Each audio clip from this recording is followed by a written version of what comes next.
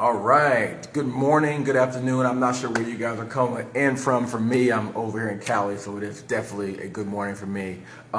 Excited to have another Ask Me Anything, man. I'm excited to do another Ask Me Anything. We got questions that are already on deck. People have submitted them early. So, and just a bit of context.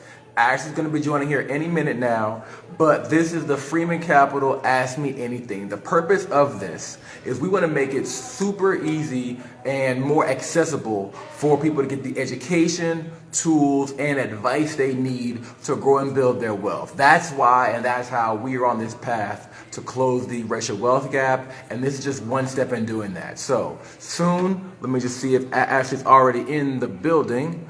Let me check her. Let me see, boom. In here soon, but again, if you have any questions that are financially related, especially during COVID, how to manage this as we're wrapping up 2020, moving into 2021, it's a good time to begin to think about how to prepare and plan for what's coming next. So I see you guys popping in early and often. I thank you guys for that. If you guys have questions, please drop them in the chat. I think there's a question feature in this thing too. What's up with y'all? So yeah, so please do that. Ash will be in here any minute, and we'll be getting this show on the road. Make the request one more time now that I see her in here. There we go. Boom. Where are y'all coming in from today? Like, just drop some cities and states about where you guys are coming from. I'm just curious, man. While we wait for Ash to go ahead and join us.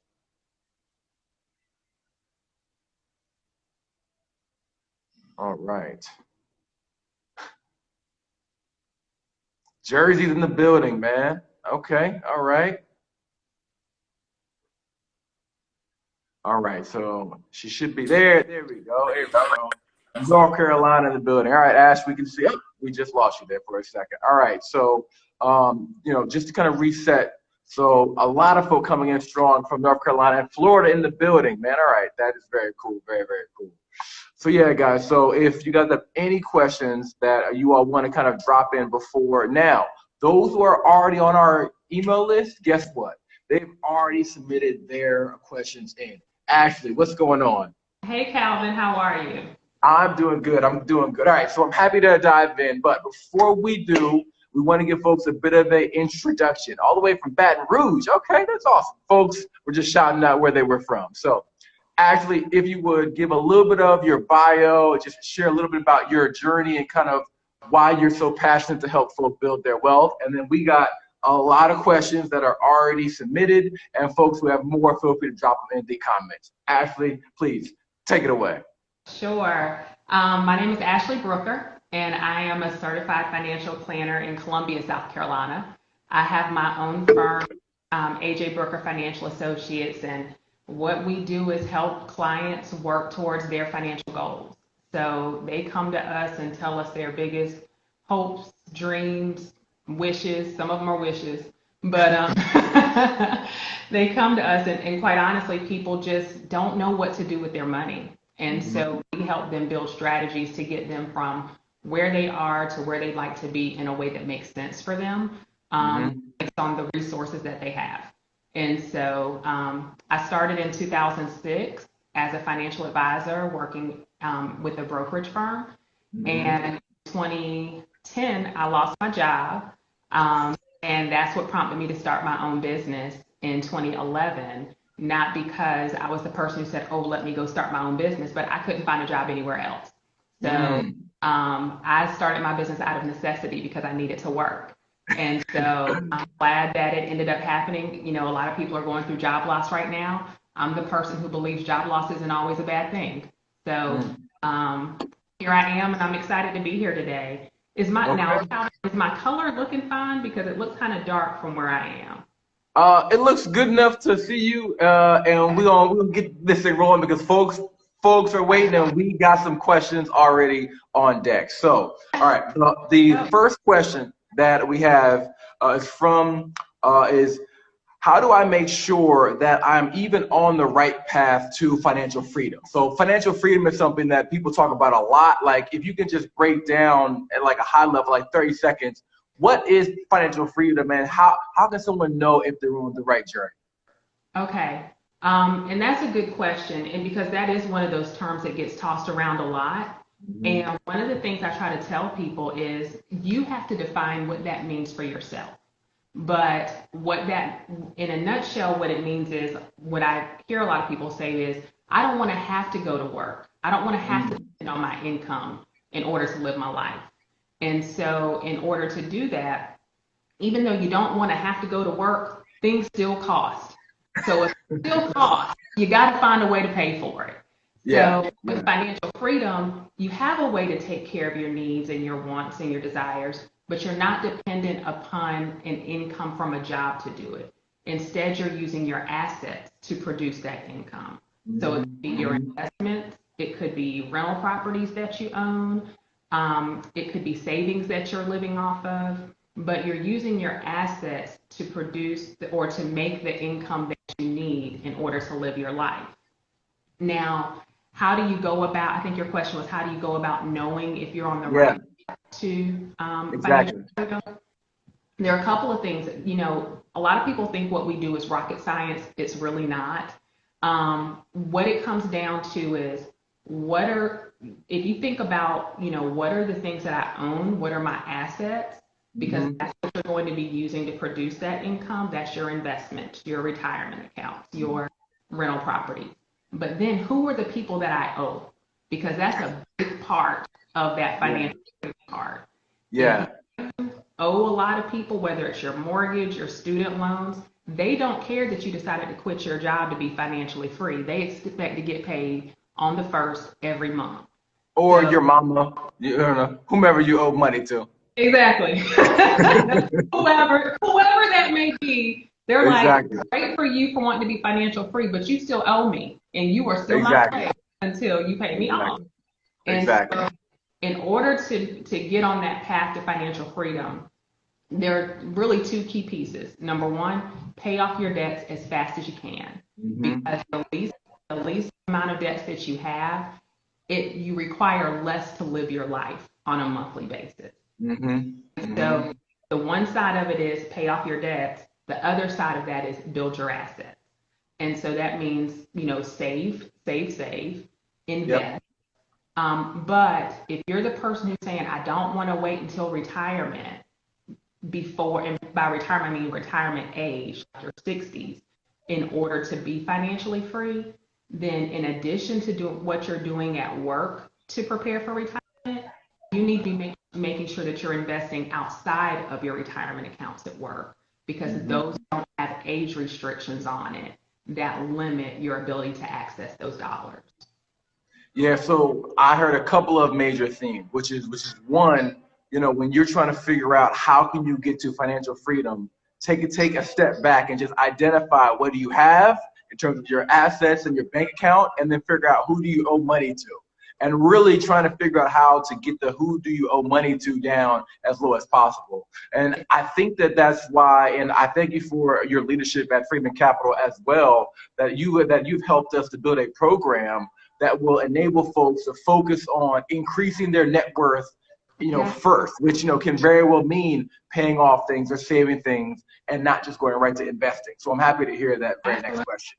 absolutely. And as I said, if you have questions or you want to make sure that your questions are covered in our Ask Us Anything, we're going to do this a lot more in 2021. Be on our email list. You'll be the first one to get there. Nate, I see you. We're going to go through the ones that I came through, and then we're going to come right back to you, bro. All right, and shout out for who's in LA, because I'm in LA today, so I'm happy for that. All right, next question up is, so this is a student loan question, and student loans are a big deal, Yeah. so he asked, Christopher, are we doing the right thing by taking a student loan each semester and then paying it back before the next semester starts? He says that he's been doing this recently, and all of the loans are basically at 0%. And he likes not having to give up a huge sum at the end of the semester, but he's trying to figure out if this really is the best move for him to make. Mm-hmm. it sounds like what he's doing is he's getting student loans without getting student loans. And what I mean by that, what I mean by that is he's essentially creating his own installment agreement with the school. And so I think it's a good idea, quite honestly. Anything where you do not have to pay interest because that's really what increases your cost over time. So he's avoiding interest, but also he's doing it in a way where he can manage his cash flow throughout. And so I like it. I think it's a good idea.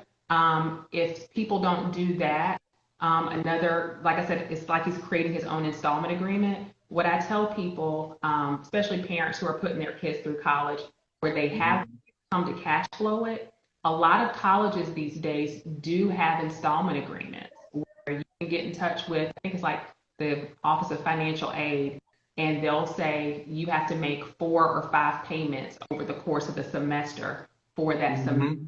And it's a way to build that into your budget as opposed to having a lump sum. But it just sounds like he's doing that with the student loan, same premise. He still doesn't have any interest, and when they walk out of college, he won't have any debt. So I think that's a great idea.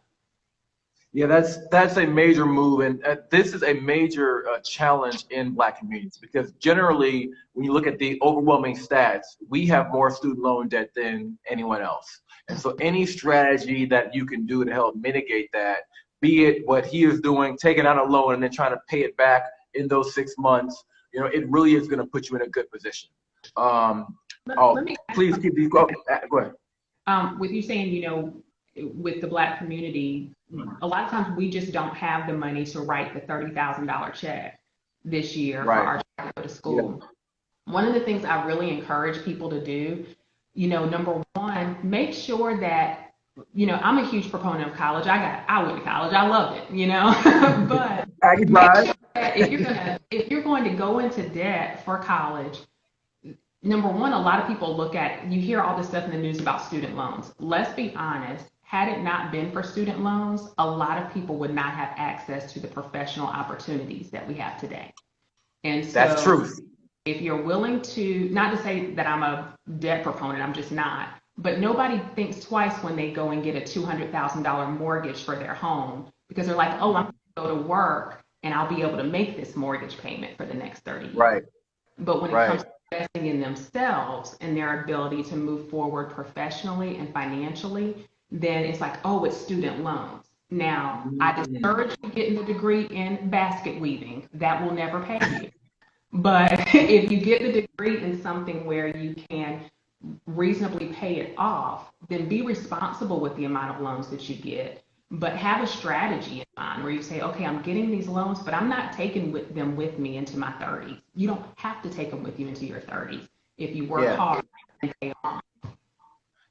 That is a great piece of advice. And for those who may already be in a situation where you have those loans, the team at Freeman Capital, we have helped people to get that in a better position. So please feel free that you can have a free call with a member of our team, just by visiting our website at freemancapital.co. But that's like a really, really good point. All right, next question. This is going to be a tax-related question. We're coming up on the end of the year, so taxes are going to be a big deal in 2021. All those changes with the laws as well. So this is a two-part question. He said, first, what is the difference between a tax strategist and a accountant? Okay. A tax strategist and an accountant? Yeah. Well. And to make it probably one more step forward is let's break it down like a book, like, like a CPA and like going to like a TurboTax or that type of institution. Like it's a different level of service. Just kind of speak to like when you're trying to step up in your taxes, what are two ways, like what are the two types of entities that you can go into? And then they have a specific tax question, which we'll talk about that as well. Okay. What it sounds like you're describing, or this gentleman is describing, or woman, either one. Doni, yeah. What's their name? Doni. Doni? I hope I'm saying it right. I hope so. Okay. What it sounds like Doni is describing is the difference between, I think of it as a tax preparer and tax and a CPA, an accountant, or you might get an enrolled agent. Yeah. But what people call an EA. But with a tax preparer, that's all they're doing. They are just preparing your taxes. So think of it, you know how the beginning of the year you get all those tax documents in the mail, your W-2, your 1099s. You put all those together and you take them to somebody to prepare your taxes for them, or you download TurboTax and you prepare your own tax. Yep. All that person is doing is plugging in the data from the documents you've provided, and they're preparing your tax return for the year that just ended. That's what they do. That's what you pay them for. That's what they do. Fine service. Yeah. But what this person sounds like when they say tax strategist, that's forward looking.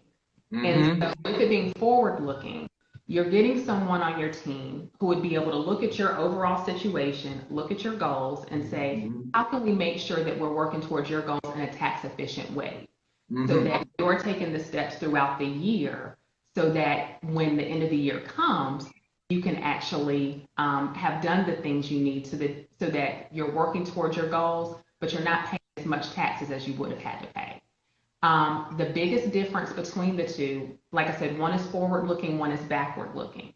The one who's backward looking, by the time you bring those documents to them, there's not a thing they can do about 2020 because the year is already over, the tax year is already over. But if you have a strategist, they can be giving you guidance along the way and say things like increase your 401k contribution, contribute to the HSA. Hey, you have a rental property. You do know that all of these things can be deducted from the rental property. Yep. They're having those conversations with you along the way and giving you guidance so that when it comes time to file your taxes, you've already done the work during the tax year so that you can get the big benefit. So this is a big disagreement. I personally love tax strategists and CPAs because they've been like amazing. I mean, even the team at Freeman, I mean, I have a full disclosure, right? I messed up. Like last year, I messed up my withholdings, right? And so I was meeting with my planner at Freeman and he was like, Calvin, like you are on pace to get a refund of like $8,000 because I just I just say I don't like that. I don't. Can I go on record to say in front of all these Black people that Please, tax keep it refunds are not good? It's not. It was a major mistake. Good. Yeah. You So one. Break even. Yes, that's what I was going to ask. So this is a big mistake that I made, but thankfully we're working with my planner because even though I'm the CEO, I still have a planner. Like doctors go to doctors, you know, and you know we do that mid-year review, and it was in that mid-year review that I saw that being a strategist thinking forward, realized like I need to change my withholdings now, which is great because now I paid all my taxes. I'm trying to get it down, but yeah, the goal is just for our community, please. The goal is not to give the government a interest-free loan. Thank you. You want to get that to as close to zero as you can because it means that you can best use that money that you have. All right. So sorry, just total tangent, but no, that's fine. Can I add one more thing? Oh, go ahead. No, this is your show, Ash. I'm just here. Like, all right. Let me sit back. Go on. I'll add one more sentence to that. You hit the nail on the head where you said you're giving the government an interest-free loan on your money. But a lot of these people that are contacting Freeman that we talk about and we're working to help all the time, these people have student loans. A lot of those loans are federal loans. So you're allowing the government to get a free loan from you, but you're paying them 6%. It's straight talk here. That's all you're gonna get. All right, that's a good one. All right, so I'm done. I'm off my soapbox. Go ahead. No, it's a good one. We have to have that, and that is how we're gonna help folks build their wealth. Yeah, all right, so absolutely. The question is, I make over $86,000 and file as an individual. I own property that I occupy and legally rent out in a major city. They're trying to figure out what should they be focused on in terms of how to navigate their taxes. Now, I just want to kind of tee this up that this is general education, right? We are financial advisors and we work with our folks one-on-one. So this is a very detailed question and we need more data to give you that comprehensive advice that you need. So if you have a question like this that's super specific, hit us up on our website, freemancapital.co. There's a chat right there. You can connect with an advisor for less than the price of Netflix and get started. So that's just the primer, because Ash, I know what you're going to say, so I wanted to say it for you. But in terms of someone in this situation, what do you recommend for them as they are trying to figure out the best way to take advantage of their tax situation? The first thing I want to say to that is I know that taxes are on people's mind, and with him or her being the person who says I'm making $86,000, taxes are on my mind. This sounds like somebody who feels like they're paying more in taxes than they should be paying in taxes. Yeah. And so one of the things that I always encourage people, as much as you may not like paying taxes, you don't want to let the tax tail wag the dog. And what I mean by that is you need to figure out what are your financial goals first, and then work from, once you have those financial goals, then you implement strategies that are tax efficient to get you to your goals. Hold on, we got to pause that for a second, because most folks are thinking about taxes. So basically what you're saying is that we focus on the goals first and then figure out the most tax efficient way to implement those goals. We don't focus on on taxes directly. We focus on the goals. Is that what I heard you say? Exactly. Otherwise, you just run around like a chicken with your head cut off. Like, it doesn't make sense. So, y'all, I'm from South Carolina, so we use terms. I was going to make a joke about South Carolina, so I'm happy that you dropped it before I did, because you knew that it was coming. But, all right, no, that makes sense. Yeah, but start with your goals first. But what I would say to do, just answering this as a general question, the person who's making $86,000, with him saying he's single, or with Johnny saying that they're single, I'm assuming that they don't have any children, so they're not like using them at, getting child credits or anything like that. But a couple of just general things that people can do. Number one, making sure that you're maxing out your 401k at work. That's an easy way to reduce your taxable income. If you have a 401k at your job, you can contribute up to $19,500 a year to that. And so a lot of times people think that the maximum they can contribute is the match that their company's willing to do, but that's not true. You can do up to $19,500. Hold on. Let me jump in, because that is our very next question, which might be our last, if we can squeeze in one more. So Julie's saying she is a realtor. No, sorry. Oh man, we got two questions. Oh man. All right. So Julie's saying that she is a realtor. Would a simple IRA, individual retirement account, be good for me since I don't have a 401k? So for folks who don't have a job and have that 401k, what's a good thing for them to do? Let's try and keep it short, see if we can get through two more and some of the questions in the chat as well. Okay, cool. Just from what I'm hearing, if she's the type of realtor that I normally deal with, I would say no to the simple. A simple IRA is generally good for businesses that have multiple employees. But realtors, it's just usually them. They're under a broker, they're a 1099, they're a contract worker. And so with just being them, I wouldn't be the one to say, yes, let's do a simple for that. However, there are business retirement plans for small businesses, and she'd be a small business owner, essentially, for small business owners that are better suited. So the big question that I would be asking Julie, and that's her name, Julie, right? Yep, Julie. The big question I'd be asking Julie is, number one, how much are you making? Number two, how much are you trying to put away each year? If she's not trying to put away more than $6,000, then she'd be fine to open an IRA, a traditional IRA or a Roth IRA. But if she's trying to put away more than $6,000, then that's when we'd be looking at the business retirement plans. And so the two that come to mind for someone who's a sole proprietor for all practical purposes would be the SEP IRA or the individual 401k. I cannot tell her which one is right for her because I do not know her situation. However, you should call Freeman. Well, no, but seriously, there's a lot of general information out there that people are trying to apply to their specific situation. And that's why we make our service as accessible as Netflix. And so if you have a Q&A, you can hop on our website and go there, because this this type of question too is a tax-related question because it depends on how much you are putting in. All right, so this is the last pre-submitted question. If you all want to make sure that your questions are sent out or answered, that you get a copy of the replay, the best way to do that is to join our email list for free. It's at freemancapital.co. If you have a question right now, and we will have to wrap up soon, and we won't get to it, there is someone right now on freemancapital.co who will be able to work with you and answer your questions. All right, so Nakia has the last pre-submitted question. Okay. She's doing well in life, okay? She is currently maxing out her 401k. Kudos to her, all right? What is the next retirement vehicle that we would generally recommend someone looking at? Okay. In my world, everything comes down to it depends. I gotta know her goals. I don't know her goals, but I'll just throw out a couple of options.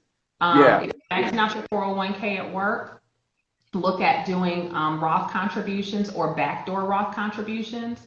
The primary difference is there are income limitations. So if you're a high income earner, you might not just make a regular Roth contribution. So you have to do it in a roundabout way, but it can be done, and your Freeman advisor can help you do it. The second thing that comes to mind is it is open enrollment season. And if you are in a high deductible plan, then generally your company has an HSA, a health savings account option that you can contribute to as well. A lot of people look at the HSAs as a way to pay for your out-of-pocket medical expenses. For my clients, I have them contribute the max to it, and then I tell them don't touch it. Instead of pay out of pocket for your medical expenses, don't touch it. You can invest those dollars, and then when you get ready to retire, then you can use that for your healthcare costs as a tax income for you in retirement. Okay. And the other reason I like that too, for all these people talking about financial freedom, one of the things that keeps people at their jobs is they can't walk away from the benefits. They're like, it's too expensive to buy health insurance somewhere else. If you have a pot of money dedicated just for your medical expenses, it takes that conversation off the table. So that's a good option for you. Look at the HSAs. And then the other thing is don't be afraid to invest outside of your retirement plans at work. I'm a huge fan of investing in individual accounts or joint brokerage accounts, and Freeman can help you do that as well. But with those accounts, they don't have the age restrictions on them. So to retire before age 59 and a half, here's another pot of money that you're investing for growth for that particular goal, and you get to be in control of when you use those dollars. So there is so much that can be done. I know it can feel overwhelming to folks like, oh, what's the SEP? What's the HSA? Like all of these terms, right? Like they come very natural to us because we live in this world, right? And so the reality is that people who have access to a financial planner and or have a plan generally have double the wealth of those who don't. And so what we're doing on this call with our company is that we want to make it accessible so that for your specific situation, like, hey, you make 50K or 86K, or you're starting this business or whatever, how can we chart a financial path for you that helps you get to your goals? Now, we did get folks to ask questions, and we are going to stay over just a little because they're being so good, and like I got to get in one of their questions. So let me just scroll through here and just see which one that we can get in here. Okay, so this is a good primer one here. All right, so what is a really good amount to start investing? Mr. Slack and Cigars asked that, and that's kind of a question that I know that you could knock out. So what's a good amount to start investing with? It depends. So that's my answer. But a lot of people always want to jump straight to the investing. You got to get your foundation straight first. And so what you'll find is, when you work with Freeman and their planners, they're going to be looking at your situation to figure out, have you built that foundation? Have you built that emergency fund? Because you don't want to start investing until you have that emergency fund in place, because if something happens, you need money to access to get to it. Exactly. I'm sure you could, once your planners get you to the point where they say, yeah, you're ready to start investing, then they'd be able to help you with that process. But Calvin, you could probably answer better what the Yeah. but I'll say this part though. Yeah. People say what's a good amount to get started. The biggest point is get started. That is the big. Get started and get started where you can, and you can grow along the way. If all you can do right now is $50 a pay period to invest, then start there, because that isn't always going to be your situation, especially if you're working with someone who can help you along the path to. Yeah, so the two quick things that I'll say before I wrap up and we thank you guys is that, one, many folks want to invest and they have come to us, and then when we see their portfolio, like their assets, their debts, like what they have going on, you say, hey, if you invest in the stock market, that is not guaranteed returns. Like, there's an average return, but it's not guaranteed. That credit card bill has a guaranteed interest rate every single month. We want to change the perception of investing and invest in yourself first. Paying off that higher interest credit card, getting that to zero, is basically putting in 18% in your pocket every year because it's paid off. So you have to shift. Paying off debt can be a form of investing because it gets you an immediate cash flow return and it improves your net worth. Now, the great thing, because of a lot of platforms like ours and Robinhood and a bunch of them, you can now get started for just $1 or $2 or what have you. But the key thing that Ashleigh said earlier is that it's not just enough to get started, it's about what is your strategy.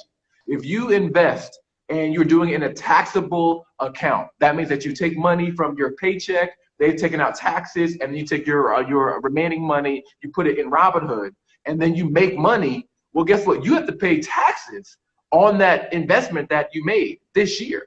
And a lot of folk aren't thinking about they have to pay taxes on their returns if they invest in a certain way.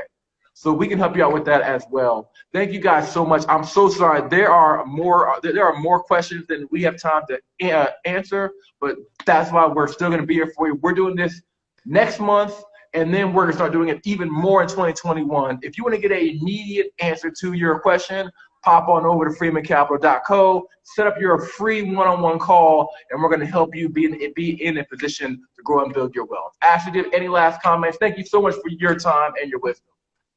Stop fan. I guess the biggest thing is get a plan, get started, work with exactly. And one of the things I really like about Freeman, and I didn't say this initially, but the reason I started working with Freeman is because generally in our industry, we don't work with the everyday person. But Freeman gives you that opportunity. Y'all still need the good advice. Work with our partners. They'll be able to help you out and get you on the right track wherever you're starting from. Thank you so much, Ash. You all have a great day. Stay safe out here in these COVID streets. And we'll talk to y'all soon. Go on and hop on that website, get your question answers, and let's close this wealth gap. Have a great day, y'all. Thanks, Ash. Take care. All right, bye-bye. Bye.